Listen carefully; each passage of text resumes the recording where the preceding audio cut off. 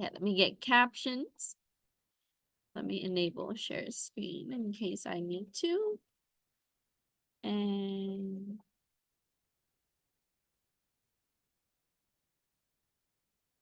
I do remember on my head, he asked how many there were. I was like, yeah, 7%. well, depending on the model, if it's OSI, it's 7. No, specifically OSI. Yes. Yeah, I knew it wasn't the other one, which was like, what? How many was the other one? I know, like, Okay, so we are going to go over chapter 10 today of our text for CYSA. This part of the textbook or our class is going to be focused on data analysis a little bit, especially in the security area and operations. So you will be introduced to some of the tools that they're often used, and we're gonna see some of that in our lab today, and how to use them with your network captures and things like that. So for today, we're going to talk about analyzing security data. A lot of it comes from network and appliances. So when you're looking at your data, your ultimate goal as an analyst in cybersecurity is to find issues and resolve them, right? So you're going to look at the type of impact that the organization had. You have to take a look at what would determine to be a local type of issue, which is pertaining to that system, or a global type of issue that would pertaining to the larger network, right? And even the wider area network. So, we have to really focus on logs and events and how we would be able to determine where a lot of the problems are rooted, okay? So in the first section, it's going to talk about how to kind of narrow down on the type of event-related data, looking at data classification, the classes of data that you have in the organizations, and how the logs is going to tell you what kind of impact you have on your data. So let's go through some of the questions together. In the first question, it asks you, how can a security analyst determine the organizational impact of a security event? So let's say that you have an attack event or even the data loss event. Some type of event, you have to really determine whether that type of event is impacted locally or globally. Right? We mentioned that it could be for the internal organization, but that could be localized impact or a global impact. So with that, and we have to look at how this event impacts the system. So you start with the computing system, right? And it could be the desktop, the laptop, IoT device, handheld device, etc. And then it's users, so the people who are operating those devices, the services, in the case if we're looking at web services or even FTP or some type of application-based service, and then the correlated data, the classes. So if the data is private and it's associated with that impacted service, we will have to determine whether the data itself is also impacted. And then overall, so we have to look at the impact in different areas, the object, the subject, right? Associated services and data, and how that would play into the operation for the organization. So in the first section of the notes, it talks about global and local impact.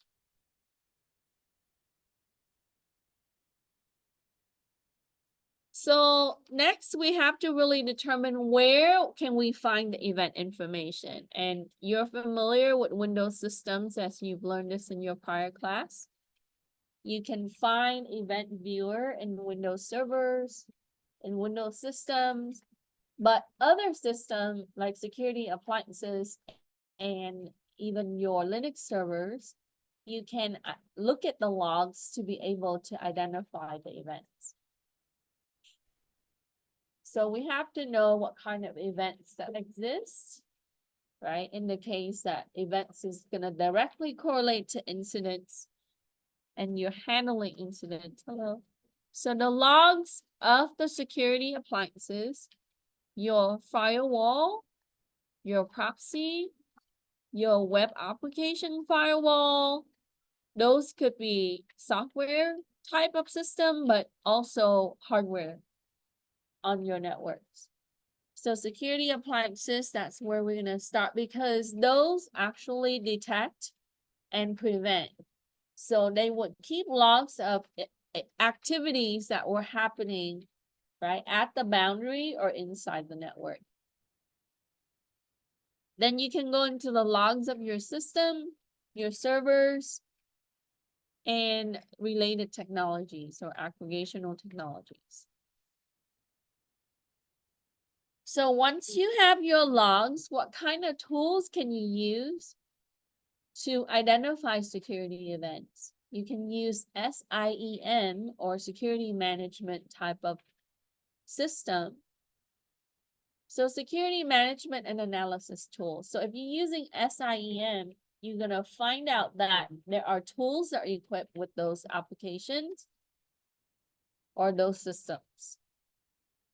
But if I'm not using, if I'm smaller in scale and I don't have SIEM or the SIEM, then I can use individual analysis tool. And we're gonna see some of that today. So a tool that you can use is Splunk, very popular in the industry. I highly recommend you look at tutorials on how to be able to explore this tool. Elasticsearch, I think some of you are kind of got introduced into this, right? And we're gonna see some of this today. You are going to work with ELK today along with Kibana. That's the ELK stand for Elasticsearch, Logstash, and Kibana. Very popular in the industry. They're known as ELK. Now, if you visit their website, if you just put into Google search Elasticsearch, you can find their website. And it is elastic.co. You can have a free trial download. And with that, you can also see Kibana download on the page. But I recommend that I'm going to switch real quick and I will put it right back. I recommend that you look at their documentation and even go to their GitHub repository and read some and their wiki page. But when you land on the page, you would see they have some information about Elasticsearch, how to use it. People are using this beyond security, right? For data analytics and such. So this is a very popular type of tool. A lot of the proprietary products kind of build on a similar dashboard. So you would see that it would allow you to graph and identify and visualize. This is what we call visualize the type of information that you're working with or the data that you're working with. And then, so that's Kibana and Elasticsearch, but they normally work together. And you have to know that ideally we would pull this data and put it on JSON, right? Use JSON tools to be able to read it. You see some of that today. And they're collaborating with some of the bigger technical companies. So for number 2, we already know where to obtain our logs and what kind of tools we need to be able to read or analyze our data.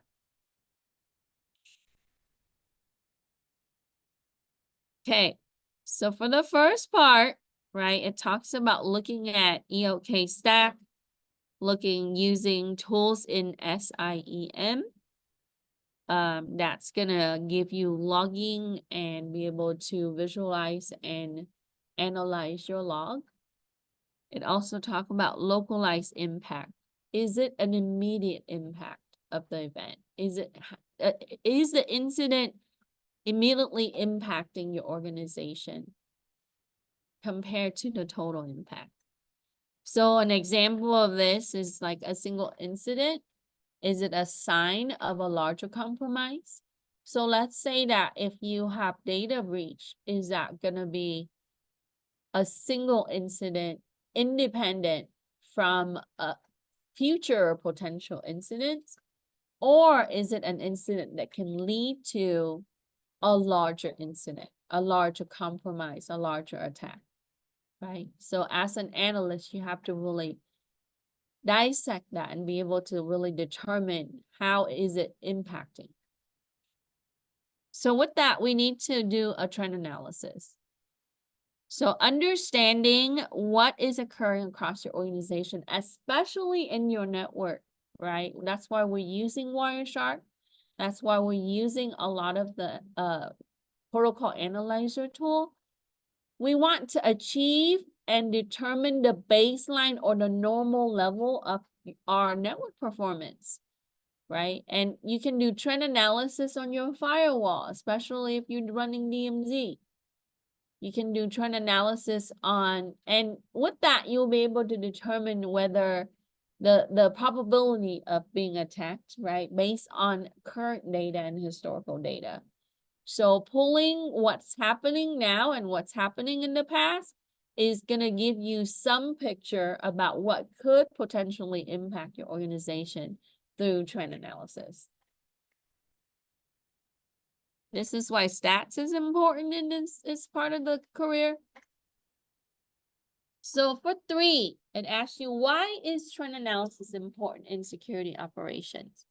Because it gives you an understanding of what's occurring across the organization and looking at the changes from what is normal or what is the baseline.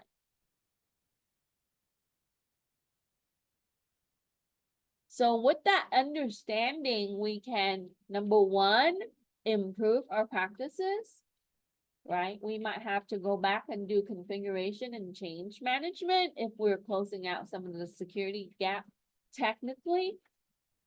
2, we can improve administrative practices, looking at our policies and our people and how we are using our system in a better way.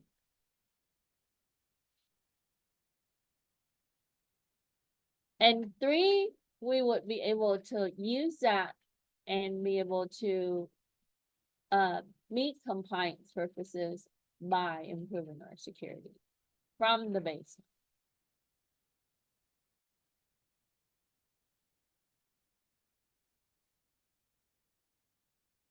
So trend analysis is used in a lot of the decision-making process, right? Because anything that you would do to cause change that will have to come out of a decision, whether we would, let's say, promote an appliance to, or purchase an appliance to be able to apply security measure,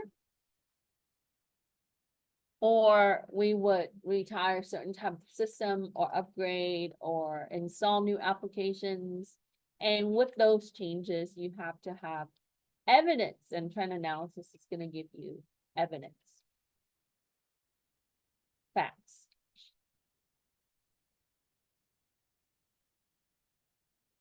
So what kind of logs can I use for trend analysis?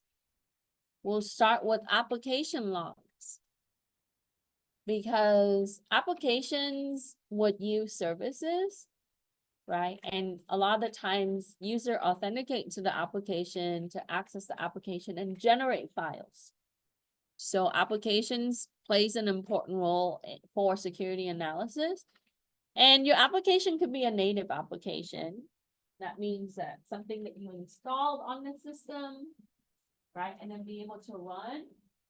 Or sometimes, most of the time now we see that applications are web applications, like Office 365, things that you use that will require internet connection. That means that it ties back into the network bandwidth and internet, right? Then you have system logs. System's gonna tell you the performance along with, right, the services that's running, your server logs. Now, this clumps up a lot of different things. You have to really determine also the server roles associated with the type of security analysis that you're performing. So for example, right, if we're looking at things that are specifically web related, likely that we're going to look at web server, DNS, right, and then the network and security appliances for that part. So if we're looking at the DMZ section of our network and then potentially all the critical system, so it really, you know, it encompasses a lot of things, but you don't have to look at all the servers, just the server roles that are impacted. And then you have the firewall or security appliances, right? IDS, IPS logs. Those are either the boundary-based or internal systems that would have alerts information in the case that there were blocked attempts in the attack or some kind of maybe data breach, unauthorized access. Those things are going to come up. Web application firewall and proxy. I'm spending a big or a huge section of my lecture this tomorrow on firewall because I want to make sure that my ethical hacking class really knows their firewall, right? In order to evade firewall. So you have to know the type of firewall that you're working with in order to bypass them, or understand the point of view of the attacker that's going to bypass them. So firewall and security appliances, those are very important to distinguish. You have to know their functionality. There are tons of resources online that you can look at to find those type of information. Okay. Okay, any question? So we understand now where we're going to be able to obtain our logs. Okay. So you get an interview question, right? You want to be entry level or even getting into cybersecurity analysis, and you have to know where you can obtain the logs for your analysis. Event logs, system logs or syslog, firewall logs, application firewall logs, proxy logs. Proxy can be different things and they can do different things. IDS, IPS. So event viewer for Windows, Linux, you can go to varlog or auth-log for Ubuntu. Security logs, you can go to security or system events on the device. Most of them are embedded Linux system in the back anyway. So it would look something like this.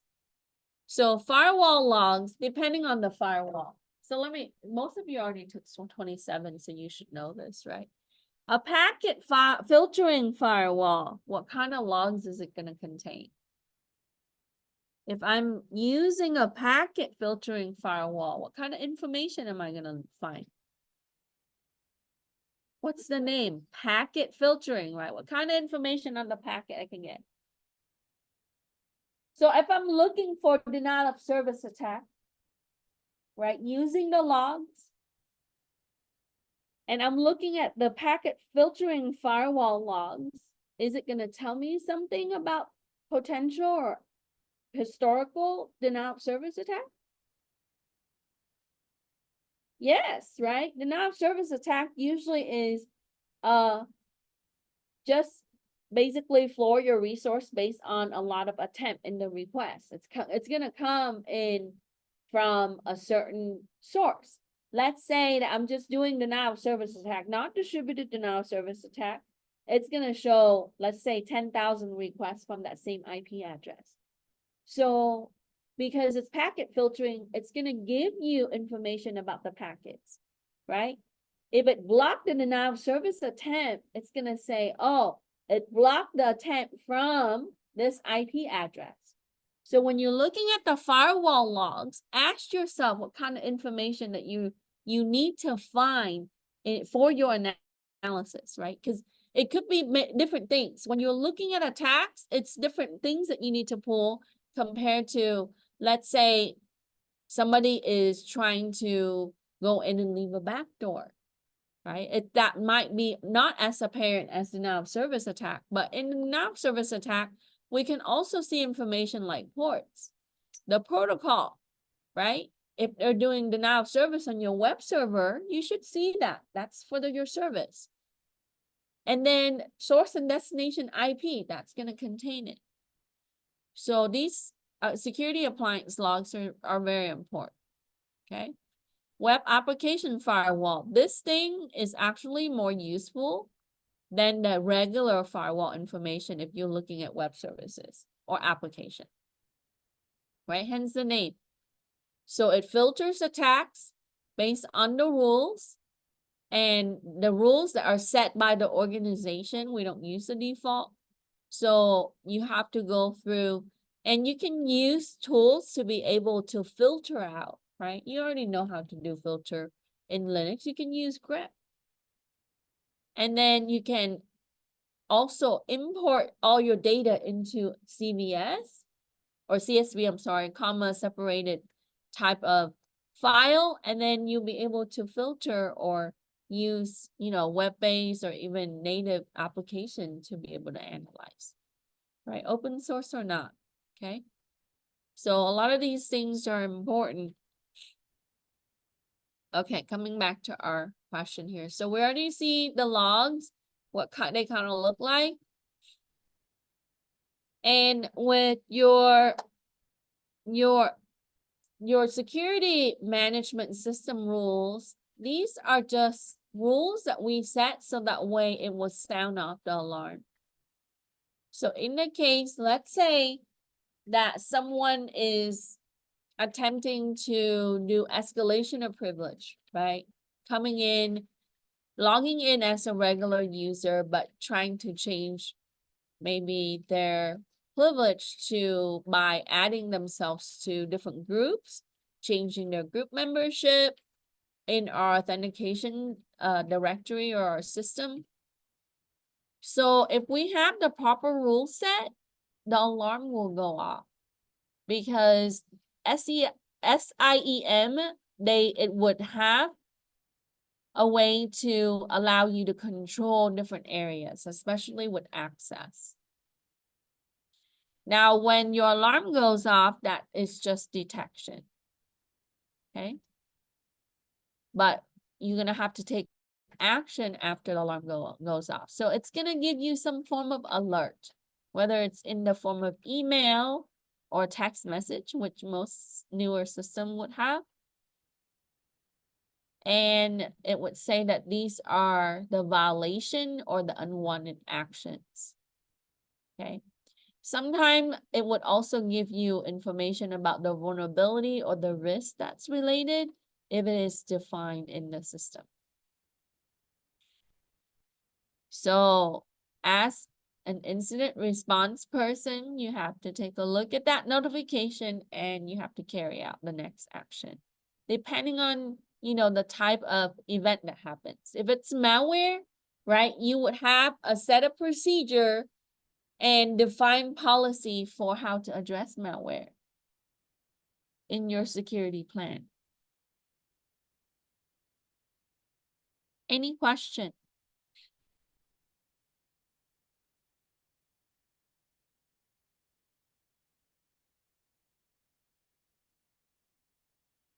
So based on this, you would see that for your security information event management system, Splunk, right? Logarithm is another tool that you also see in the industry, and QRadar. Now, depending on the type of system that they purchase, you would see specific tools could be tied to that particular product. But ultimately, it doesn't matter which brand that you use. Security logs and the tools for the centralized base system like SIEM is going to be incorporated. So that means that it would also need to have process information, threat definition that's already included. And it would be incorporated with all the data sets that you would find for security. Then as a security professional, you will have to put in the rules or write these rules. So that means that we have to configure the system for the alert. So you're going to give it data by the logs. Then you have to set the rules. And with that, it's going to generate the alerts and notify, right, the security team.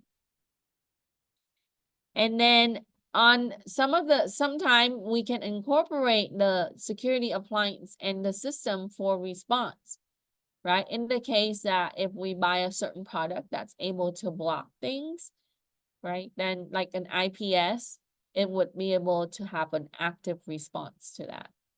Now, we cannot say that all the system will be able to respond at 100%. There are times that it's going to respond and there's a gap. So we have to customize the rules. So I read in a lot of the things, a lot of the journals and articles about security, especially with cloud-based appliances now, right? Quick response and customization in your security rules on your security appliances are the best approach, right? It's the best approach in how you can quickly mitigate. So that means that we have to focus and put a lot of effort into managing the system live. Okay.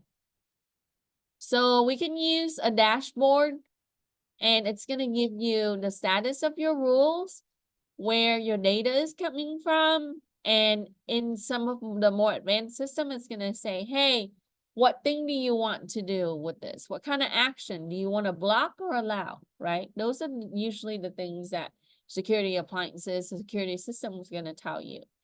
It's going to give you the rank based on what's defined in the system, how critical it is, based on what's defined here for the operation, and some analysis information, right? Graphs or percentage that you're going to see. So on the dashboard, you would see that. Now, if the rule doesn't exist, of course, that's a quick bypass, right? So if you have to really determine, right, if the rules exist, because if they are needed for the operations. So for the next part, it defines what SOAR, security orchestration, automation, and response. This is a stack-based type of tools that's going to allow you to collect data and automate the response. Okay. So there are 3 components that's going to build into orchestration, automation, and response. Number 1, we have to really feed it the threat and vulnerability information. So that means that you're going to use the scanner and give it data and then incorporate workflow and the reporting. So with that data that was scanned, once it received that, then we can tell it how to respond. So we would need to manage the incidents based on its type and its level of criticality. Then we would automate the workflow and reporting based on the policy and the processes. So with that, we would be able to answer the next part.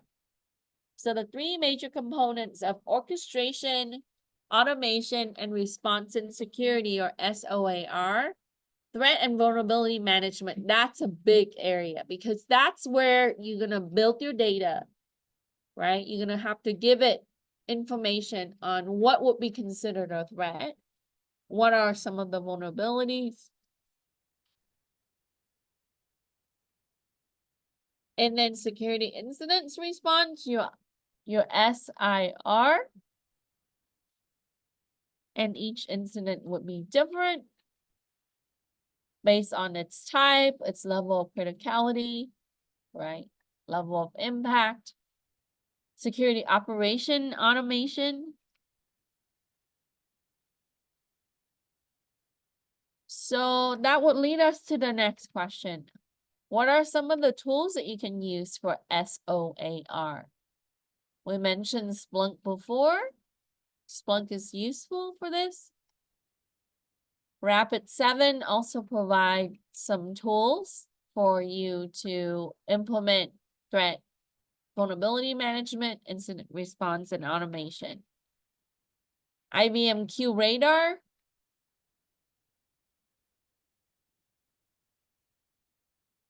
And you would have IT security management system like ServiceNow. There are many others, right? You can find tool sets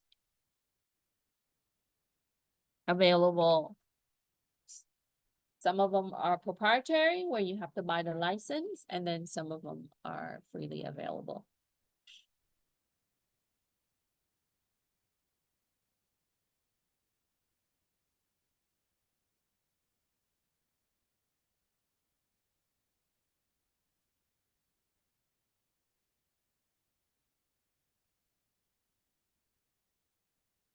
And for the proprietary tool, even if it's proprietary, you can get a free trial period so you can kind of learn the tool. They have tutorial and information for you to read, documentation, right?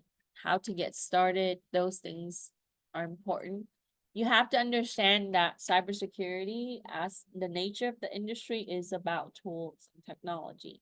So the amount of software tools that you know how to use, the type of system that you know how to use is very important. And as we go through the course and as you take security courses, try to update your resume with the course, okay? Even if you're not an expert, if you have knowledge of, right? Like Kali Linux is also good to mention because it's used for pen testing at the base level, right? You can use other versions. If you learn how to use Splunk, that's also a plus. Or ELK suite. Any question?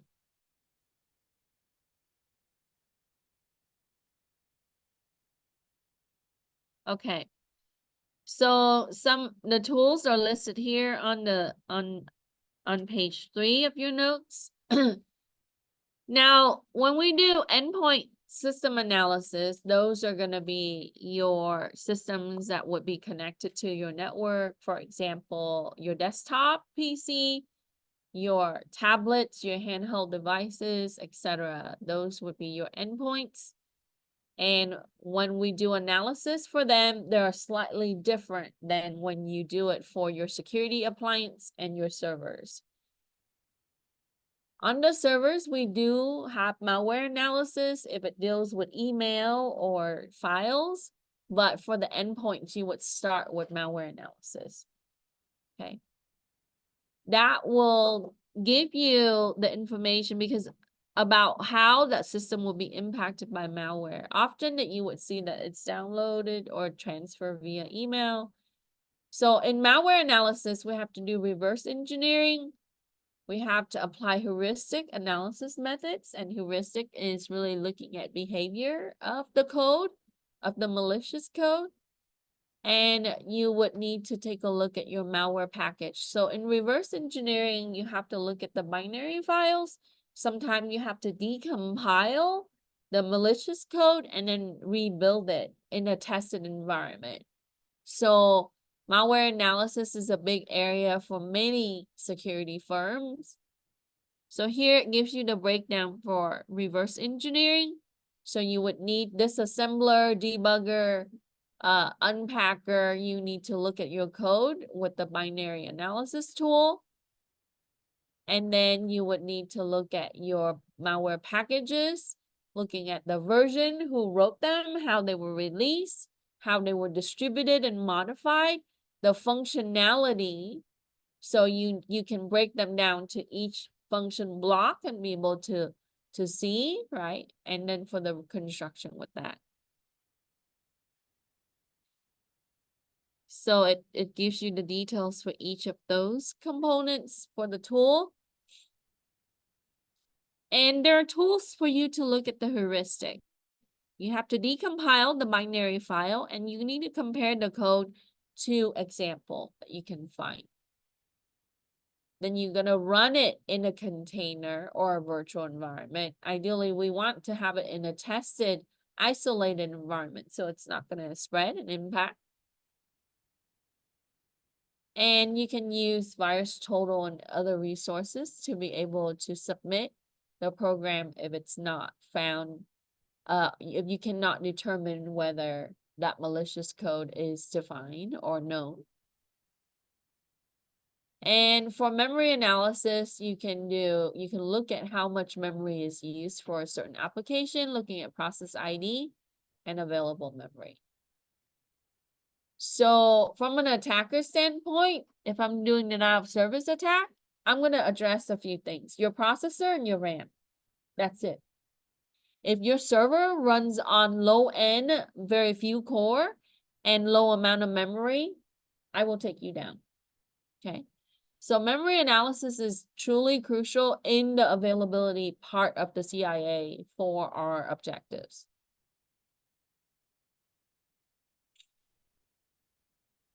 Let me move this down a little bit. So in the case that you're still recording that question.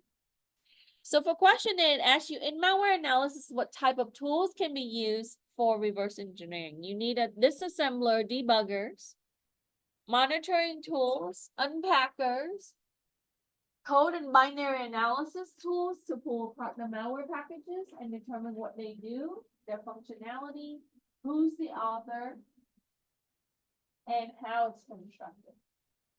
So the structure of the code is important. A lot of them would require a decompiler, because if it is a compiled language, right? Like if you're looking at C++,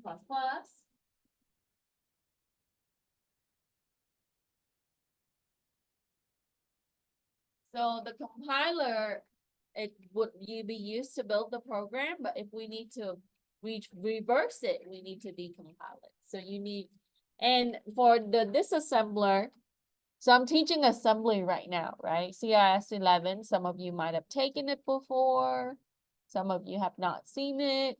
It's for computer science, but it's low-level programming.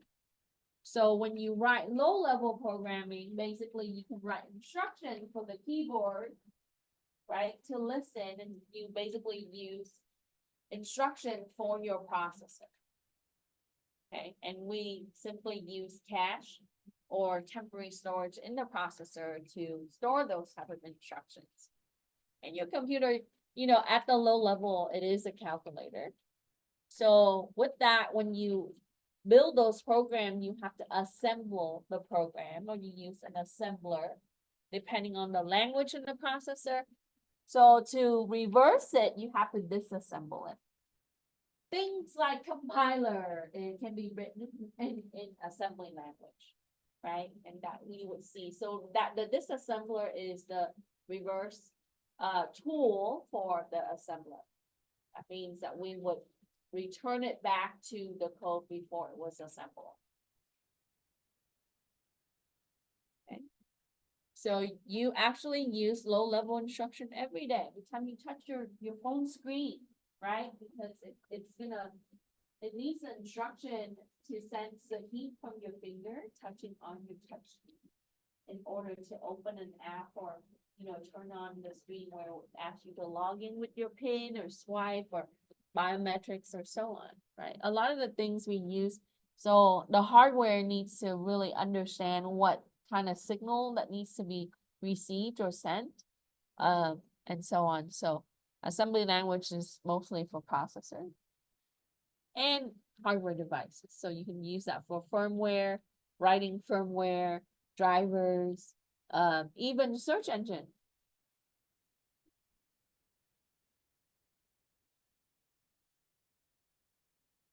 Okay. Now for question 9, that's the next part on your note. It asks you, how should heuristic analysis be performed when evaluating? You need to compile the binary file, compare the code to the existing example. Now you know that malware changes very quickly. Sometimes it is originated, as a certain type of, for example, Trojan, it would change its form based on how the code is changed. So when it's passed into the wild, hence the internet, a lot of times developers would get a hand on it and be able to modify the code. So you would see that, sometime a Trojan would be modified multiple times.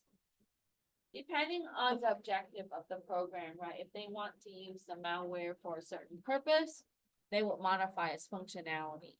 But you often see the people who write malware, they would put some kind of trace of their signature or some kind of, hints who they are as a developer, a malware developer.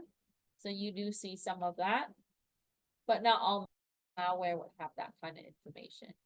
So you need to decompile it and compare it to existing example.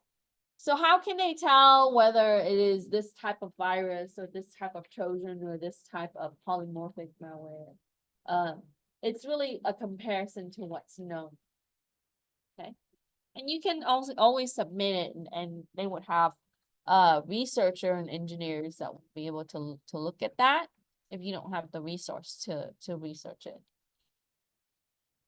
And then we also need to run the program in a controlled environment, like a virtual machine, a container. That's just an area of your system that is dedicated for the container, like a Docker, right?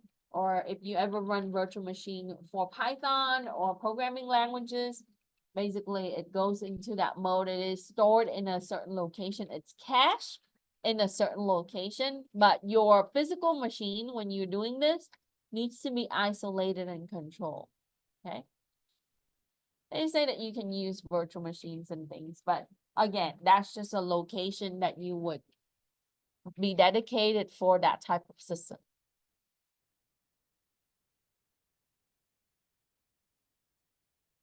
And then for memory analysis, this gives you information about system performance, how much memory is used by the applications and what's still left or available. Remember, right? Always think about denial of service. So taking away the system resources is gonna be, or utilize all its resources, gonna be a way to take away the availability of that system. So this type of analysis would allow the organization to scale based on the need of the system performance. Just imagine if your critical server doesn't have enough RAM, it's gonna be responding slow, right? Performance is gonna be low. You don't want that. And that could be reputational.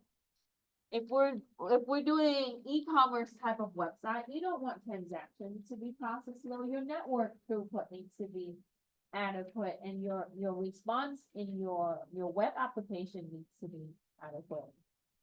And we have a lot of people's perspective on the internet about the type of product that they prefer to use, right? You're looking at app rating or even companies websites rating. A lot of people would, if they would not use the product again if it is not adequate. So performance is a key for a lot of things.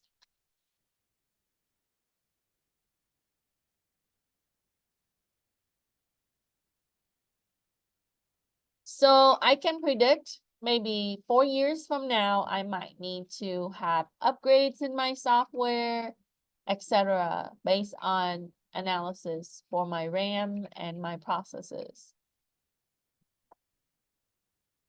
Or sometime I might need immediate upgrade because if I'm running on very low or limited resources, I would need to make sure that I have a failover system along with backup hardware, right? Yes.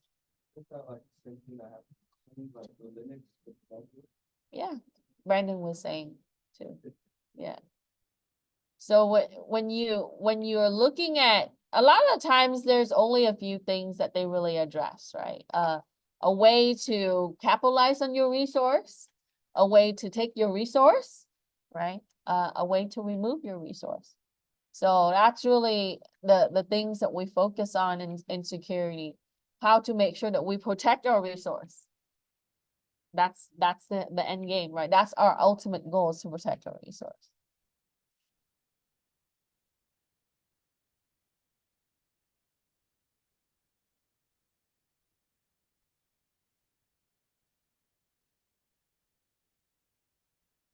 So there are behaviors that would be considered anomaly. Things that are not really in your normal baseline, typical type of environment. A lot of the times anomalies will be pointed out by your IDS or your detection system. They're really good at sending the alarm or the alert or the notification as soon as it finds something that's irregular or not in the ordinary. But our detection system is only effective if you set it properly, right? So IDS is very similar to the functionality for security appliances, is really based on what defined as rules.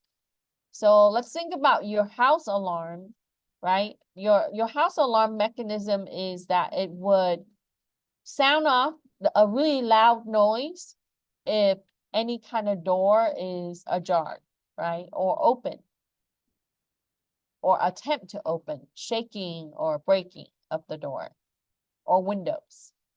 So the sensors would activate that. And the same thing with your security appliance in the network. You can set it to notify whether it is false positive, false negative, right? You have to really consider those percentage and set up adequate rules for it to sound off. With that, we will be able to look at what is sending off the alarm, which is going to be the behavior or the signature. Okay. So signature is just a definition that is recorded in the system, and it would do a match. So let's say that it is detecting something that's not, it's matching some of the signature up to it. It's going to say that it found something that is worth to look at. We need to look at it. Or sometimes it would be a type of actions, right? For example, denial of service attack is really good with heuristic. So if it is a new form of distributed denial of service and it cannot determine based on the signature, maybe that they're using multiple form of attack to be able to target a certain type of system, then it's going to look at the heuristic and it's going to say, oh, what kind of action is it looking at? Is it something that's would work to raise the alarm? It's anomaly because it's nothing that it actually has that's stored within. It doesn't find it as a definition.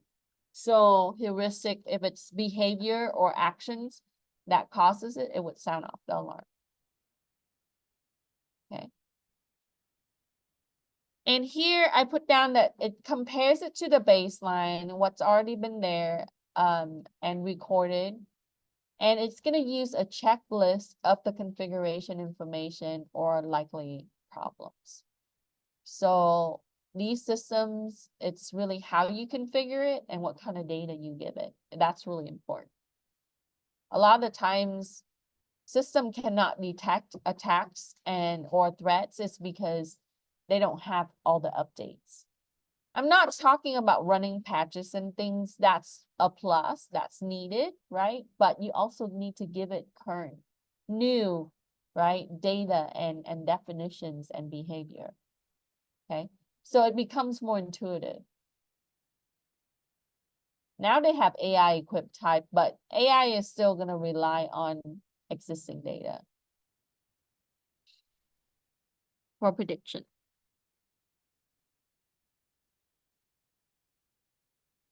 So inside of threats, it's going to fall into the user category. User can change over time, and sometimes we would have to look at how the user access the system, what kind of system is accessed, or what kind of object are they able to retrieve or download or use. Um, so we can do a behavior analytics using the UEBA. In the security management system, it would have this functionality for us to be able to do that, and that will be good for insider threats.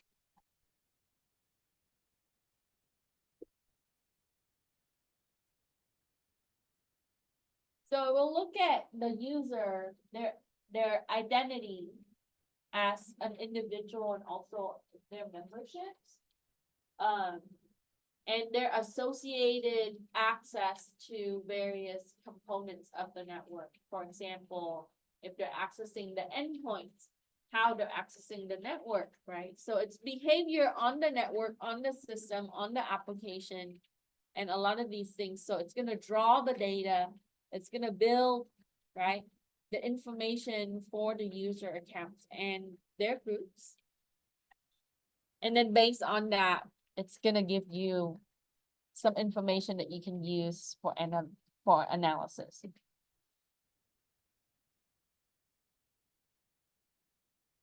So if the user generates or causes a lot of risk, or they become a high risk user, right? We want to be able to focus on that. And that can come from, like, internet patterns,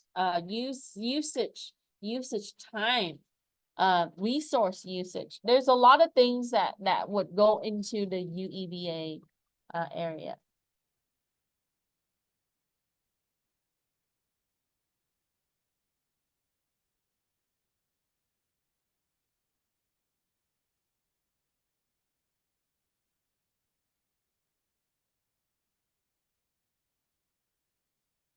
So some companies, they would focus on like internet usage because, resource and things like that.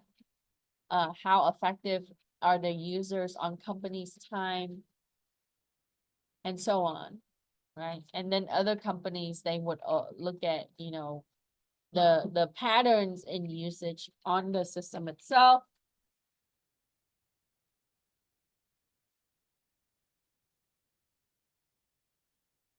Then in the next part, it goes into network analysis, right? We've talked many times about how network analysis plays a very important role in security. It's gonna give us the trend in our network, how the type of traffic that's generated in the network and leaving the network. So your private network or your internal network, you need to analyze that. And then also external traffic coming into your network. So protocol analyzers, packet analysis type of systems or tools are very useful here.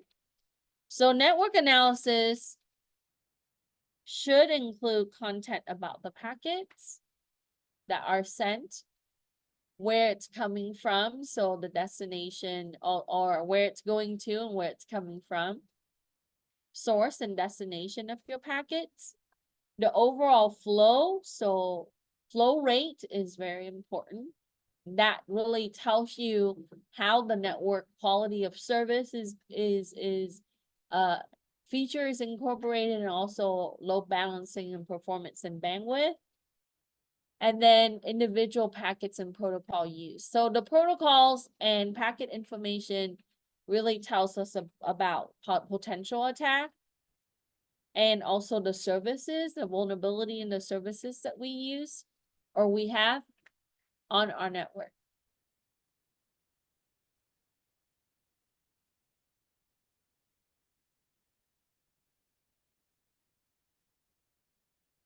Do you have any questions?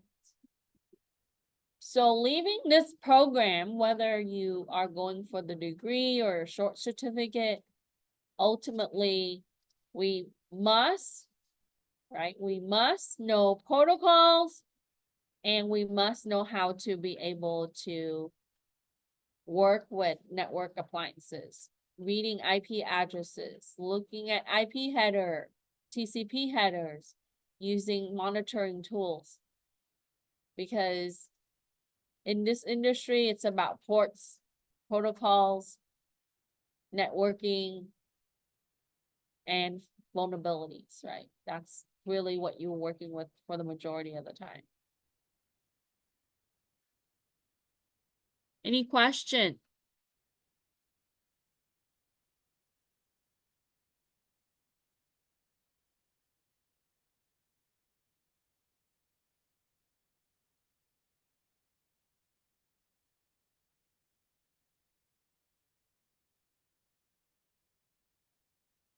So I put down some tutorial information, and then the next part goes over the URL or your domain analysis. And you can look at like the credibility of the domain, how it's registered, the type of data that it's passed through the domain. I think we've seen that before. So for 14, it says, what should we assess when evaluating URLs or domains? So legitimacy of the domain name. That's just how they registered the domain, right? Who owned that domain? For example, if we're looking at google.com, they also own a whole range of different IP addresses that would belong to the Alphabet company, right? Google.com is a part of that. And then with that, you will see host name information, server information, web hosting services, whether they're hosting their own web or others, right? And some of this is shield now on who is a type of website, but you can also use other tools to find this type of information and public IP information. So when we evaluate URLs and domain, let's say that your company is scaling up and be able to expand and maybe purchasing additional web domains. And your job is to evaluate those domains. So we would want to make sure that they are checked out with, legitimately, and how they're associating the system name information and the web services.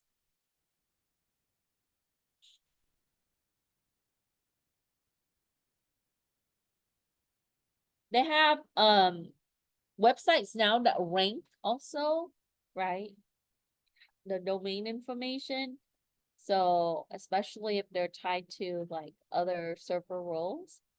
I think I did a couple activities in either this class or another for my ethical hacking class, and also my security class, where we looked at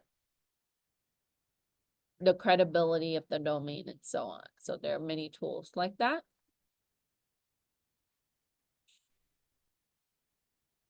All right. So any question regarding network analysis and domain analysis?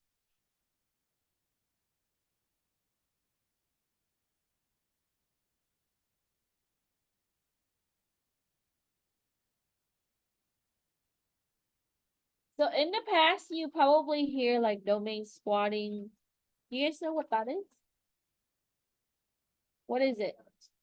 It's when people and or companies would buy a whole bunch of domain names, and the one time someone tries to like grab that domain, they have those people who bought the domains in bulk. It's like, oh yeah, you often get a certain price something. Similar to what you see with toilet and COVID, right? Toilet paper and COVID, I should say that for toilet paper and COVID. That domain could potentially make a lot of money, or the domain name that you had registered could make a lot of money or become in high demand. You would then squat on, so you would buy those domain names and then resell it for more money. So for example, right, like I would look at some of the companies that don't have the domain name, and I would buy them and then turn around and sell it to them, right? So now you also have DGAs, which are the domain generation algorithm. These are just tools that come with malware packages to generate domain names. Why is that? Because of the malware that you see most of the time. Let's say that I want to use, I want to fish a company and get their people to give up me some information, right? Most of the time I would then need to use some malware package, and my malware package would then have them, sent to a fake domain, or, some kind of URL that probably, would not make them think that they're being phished. So DGAs can be used in that way. Okay. It's just an algorithm that's enumerates to, or it automatically generate domain names. Is it legitimate? Not necessarily. Okay. So that's how you can use DGAs.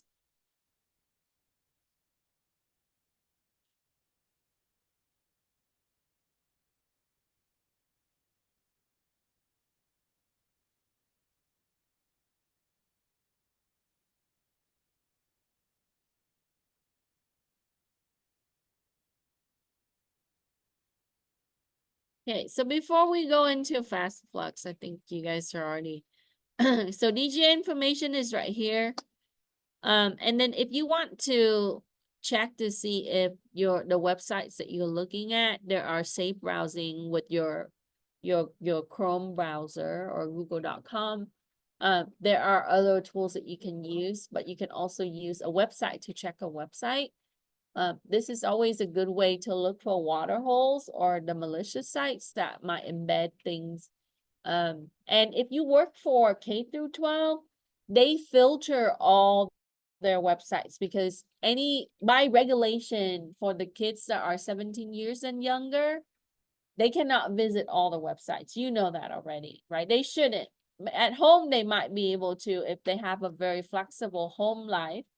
However, at school, because of the regulation, we cannot allow them to access all the website.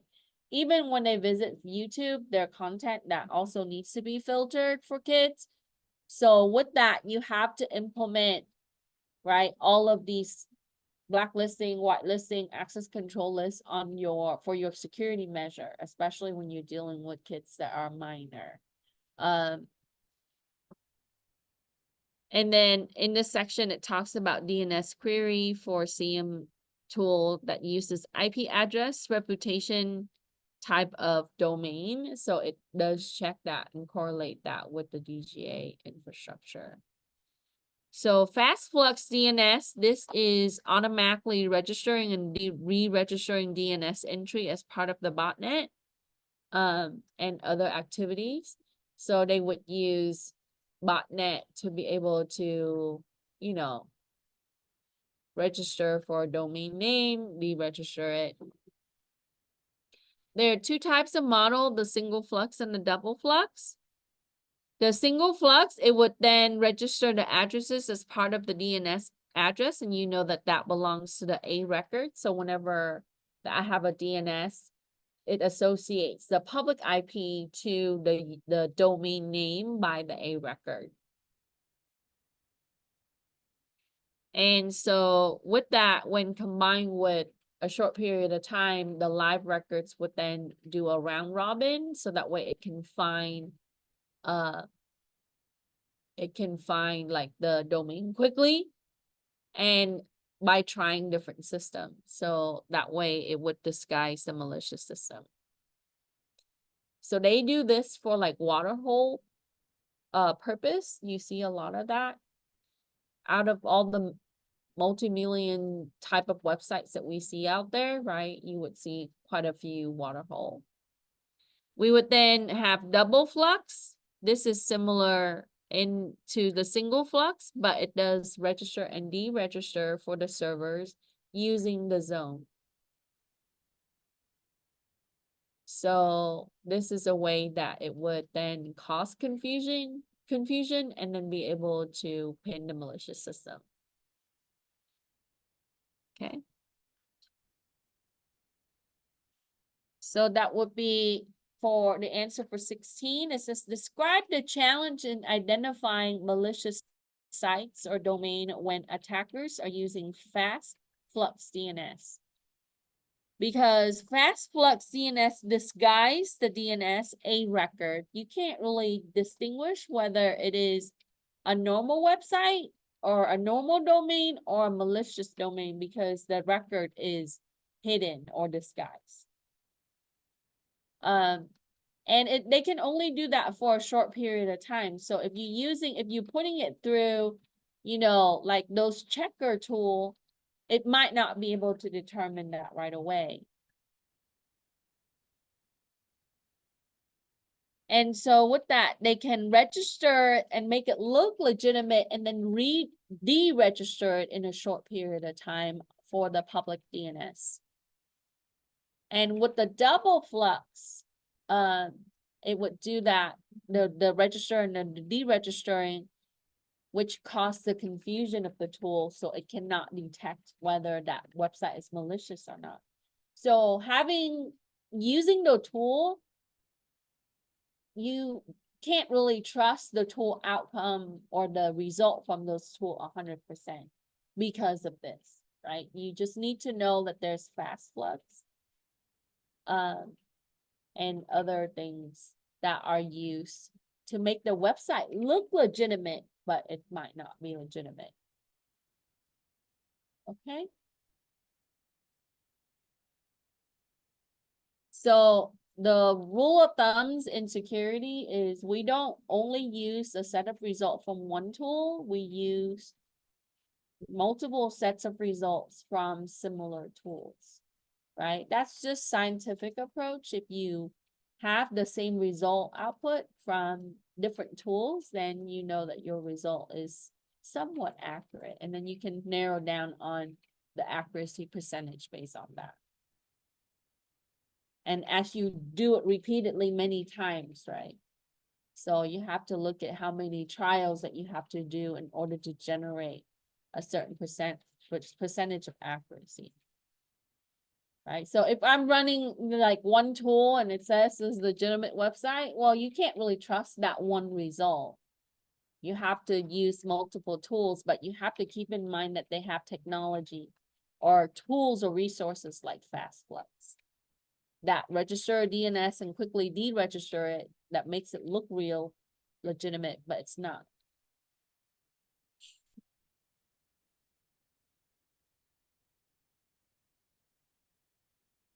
So when we're analyzing the network, where should we capture the data flow information for visualization and analysis? Network systems and appliances. Kind of general. You guys know what those are? Specifically, what systems would tell you what kind of traffic you have? I'm sorry? So routers is gonna tell you because the router's job is to bring external traffic into your network and taking the internal out from the network, right? It is a gateway into your network. And even if we are setting up VLANs and don't, inside internal private sub network, you still have the routers. So those are going to be, and also in line with the router, your packet filtering firewall, or if you're using next generation firewall, different kind of firewall, you need to scan them there because it's going to tell you the traffic that bounces back, that's been blocked, the traffic that's allowed, right? So, but when you do network sniffer, it's going to tell you all who's talking, who's communicating inside and out, right? So your network systems and your appliances. So on your backbone, your switches, like your layer 4 switches, the ones that are also routing, you might use that for voice over IP or other areas, right? For application based. So just need to know the specific. Flush. Okay, so data flow is important. So here it talks about how you can visualize using NetFlow. There are visualization tools everywhere now, right? Some built into management system, you would see them in ELK, like what we've seen today. Packet protocol analysis. I think Wireshark have statistic tab, and then they also have graphing capability now. It came a long way. I know, it's so nice now. Make your life a lot easier instead of extracting the data and putting it through another tool. You know, they just incorporate that all on one. Then you can, you know, you can run their API on other things too. So when you're analyzing email, you can have automated tools to look at the malicious spam, and malicious email type. I think that now most email engines are servers are really good at that, but you can also do content filtering through your email servers and also your anti-malware on the server. But ultimately it's looking at your email header. Okay, so what does the email header tell you? So it's gonna tell you the sender email address, the recipient email address, any servers that it passes through from the time that it leaves the sender outbox to the time that it reaches the inbox of the recipient. Any servers in between, it keeps track of that on the header. So when we do forensic analysis, right, it also gives us a lot more detail. It also tells you, like, it has some subject information, but anytime that you have embedded or attachment, it also include information about those things. Okay. Now the signature blocks really help you identify whether it is a phishing-based attack. I think that they're doing a better job with this. But if you have more sophisticated attackers, they would then clone legitimate signature. So the signature, the type of email, the email servers are able to detect whether it's phishing or not. But sometimes that, you do have some bypass. And then if you're using digital certificate and signature, it requires encryption. So it would then also contain some of that information. So these are the things that you have to look for. So here I put some information for you to look at. And then you can use dnschecker.org, looking at the email analyzer there. So for 18, what should you assess when evaluating a suspicious email? Looking at the email payload. So what does the payload tell us?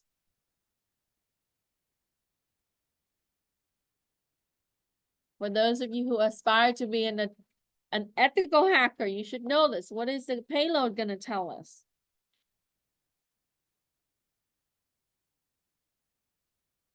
Nobody? I'm sorry, say it. Where's no? Content. Yes, thank you. Size, data. The header, I already mentioned what the header contains. Think of it like your box label for your package, right? Where it's coming from, where it's going to, which post office or shipping transit that it's going by, because hence the little scan code. Okay, that's allowing you to track, right? So same thing with your email. We want to track, the server needs to track like where that's been passed from. Okay, because if I'm sending it from my Gmail account, it's going into, I don't know, Microsoft Outlook account, right? It needs to be passed across multiple different types of servers and networks. And then your content, your data, encoding, signature block, that tells you whether it is some form of attack or not.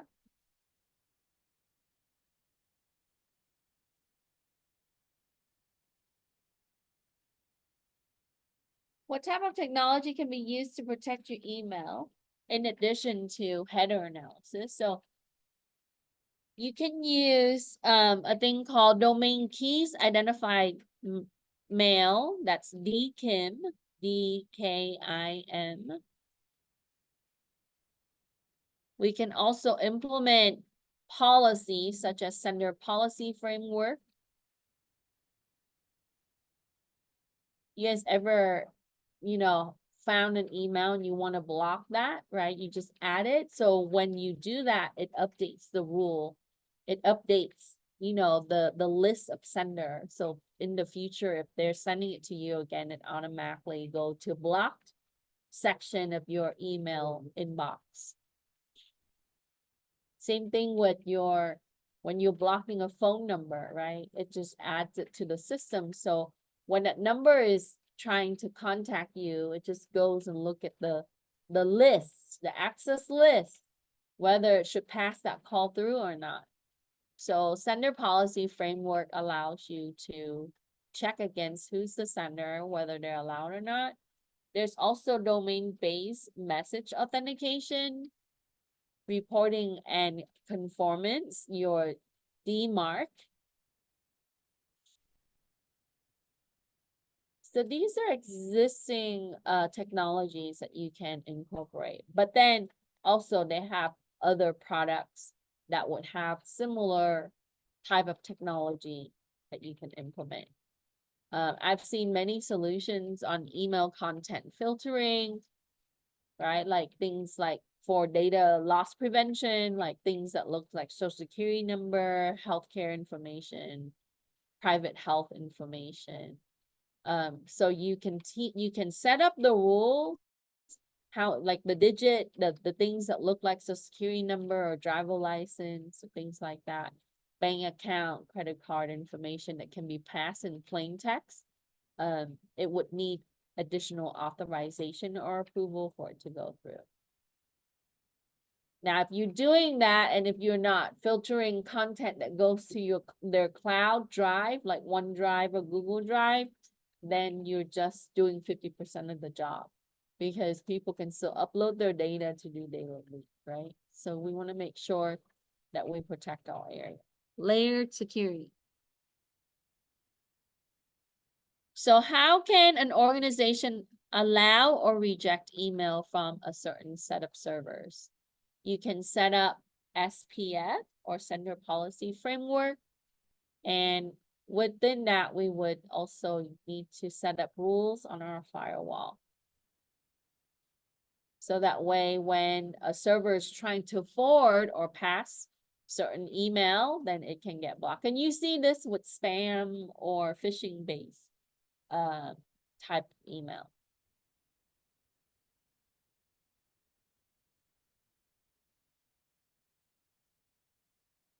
So email is one of the most vulnerable area of our network, is the email server, right? Because a lot of the data can be passed through email. A lot of malware can come in from email.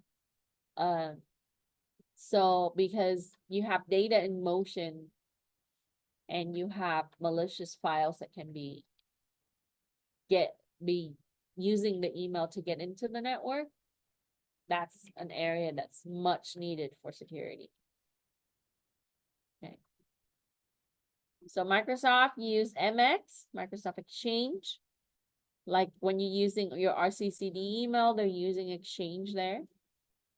And then it piggybacks on the web application, which is Outlook or Outlook.com. But there are other types, right? You often see a lot of organizations prefer Microsoft because traditionally that was one of the common ones incorporated. Any question? All right, let me stop recording.